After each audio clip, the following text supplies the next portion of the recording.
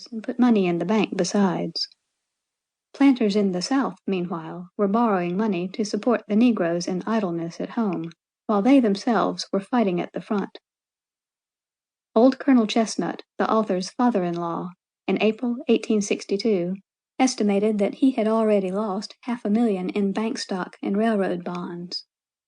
When the war closed, he had borrowed such large sums himself, and had such large sums due to him from others, that he saw no likelihood of the obligations on either side ever being discharged. Mrs. Chesnut wrote her diary from day to day, as the mood or an occasion prompted her to do so.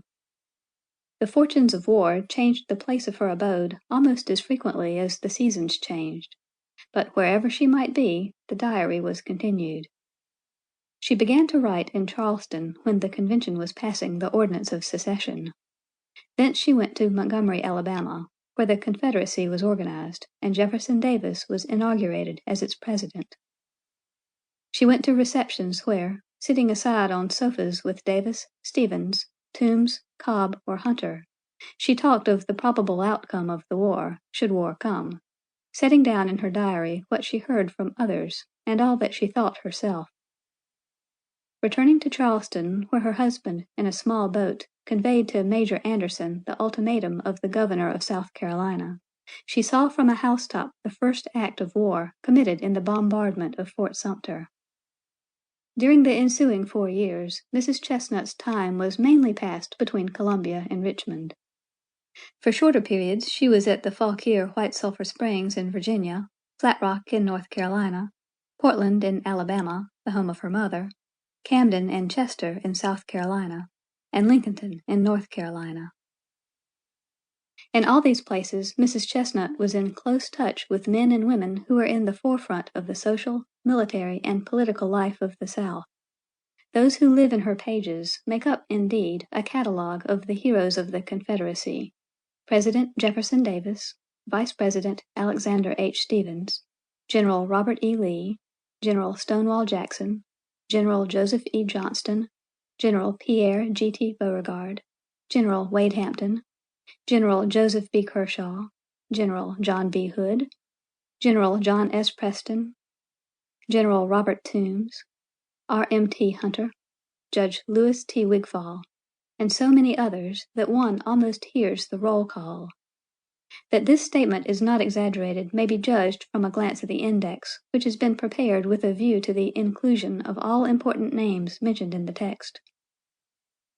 As her diary constantly shows, Mrs. Chesnut was a woman of society in the best sense. She had love of companionship, native wit, an acute mind, knowledge of books, and a searching insight into the motives of men and women. She was also a notable housewife, much given to hospitality, and her heart was of the warmest and tenderest, as those who knew her well bore witness.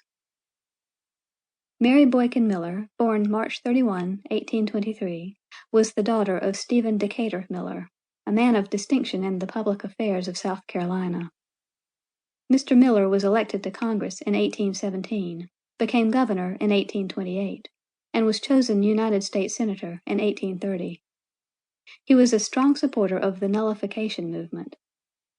In 1833, owing to ill health, he resigned his seat in the Senate, and not long afterward removed to Mississippi, where he engaged in cotton planting until his death in March 1838.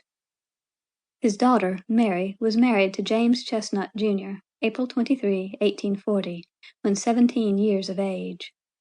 Thenceforth her home was mainly at Mulberry, near Camden, one of several plantations owned by her father-in-law. Of the domestic life at Mulberry a pleasing picture has come down to us, as preserved in a time-worn scrapbook and written some years before the war. In our drive of about 3 miles to Mulberry, we were struck with the wealth of forest trees along our way, for which the environs of Camden are noted. Here is a bridge completely canopied with overarching branches, and for the remainder of our journey we passed through an aromatic avenue of crab trees, with the yellow jessamine and the Cherokee rose entwining every shrub, post, and pillar within reach, and lending an almost tropical luxuriance and sweetness to the way. But here is the house, a brick building, capacious and massive, a house that is a home for a large family.